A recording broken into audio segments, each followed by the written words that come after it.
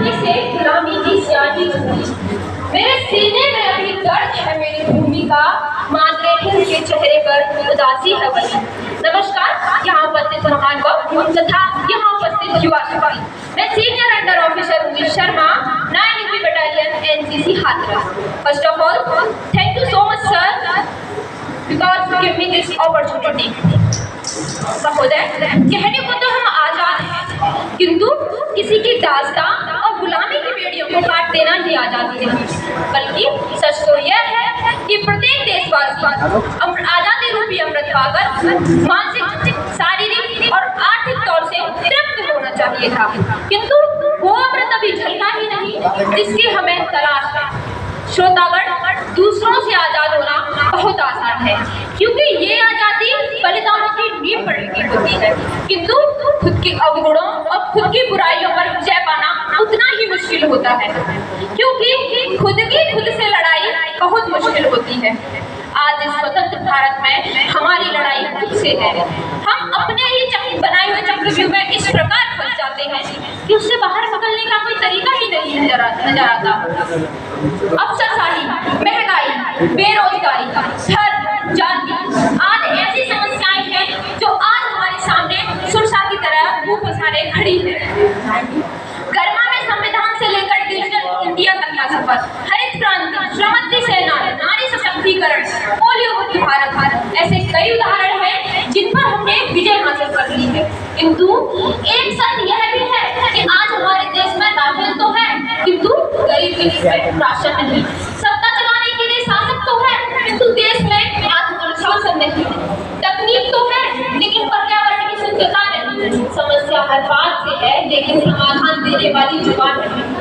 गौरतलब है कि चाणक्य की नीति, आर्यभट्ट के सूत्र, सनातन संस्कृति और सहिष्णुता से बना एक देश मात खाता है तो सिर्फ अपने अंदर के अहम और वहम की वजह से।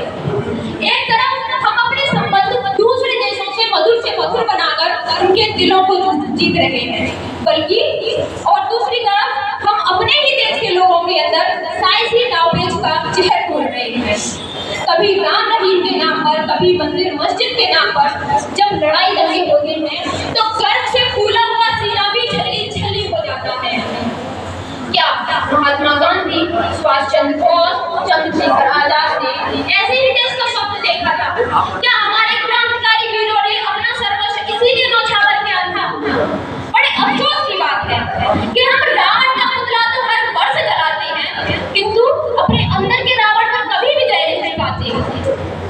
पैट्रियटिज्म, देशभक्ति आखिर क्या है?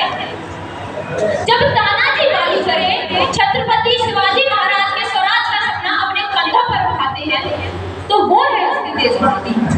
जब जमशेदजी टाटा देश में रोजगार के सृजन हेतु अपनी स्वयं की संपत्ति समर्पित कर देते हैं तो वो है उसकी देशभक्ति। देशभक्ति कोई ऐसी बहुत बड़ी शरणिया नहीं है।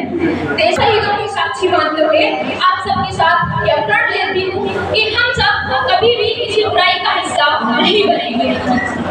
यदि गांव या शहर की बेटी अखबारों में संगीत जानने वाला युवा अब्दुल कलाम बने, IIT, NIT से पढ़ने वाला छात्र नासा के लिए नहीं अभी तो इसरो के लिए काम करे, हम शिष्टाचार यूं अपनाएं कि जापान से पहले भारत का नाम हो। यदि कोई हेमा दास दौड़कर नारी सशक्तिकरण का उदाहरण देती हुई स्वर्ण जीते तो वो भारत के लिए जीते। जो युवा दौड़ सकता है वो दौड़े, जो चल सकता है वो चले और जो रेंग सकता है वो रेंगे, परंतु अपने कर्तव्यों का निर्वाहन अवश्य करें। इसी के साथ मैं युवाओं का आह्वान करना चाहूंगी कि उठो जवान देश की वसुंधरा पुकारती, उठो जवान देश की वसुंधरा पुकारती, ये देश है पुकारता पुकारती मां भारती, ये देश है पुकारता पुकारती मां भारती। तो अंत में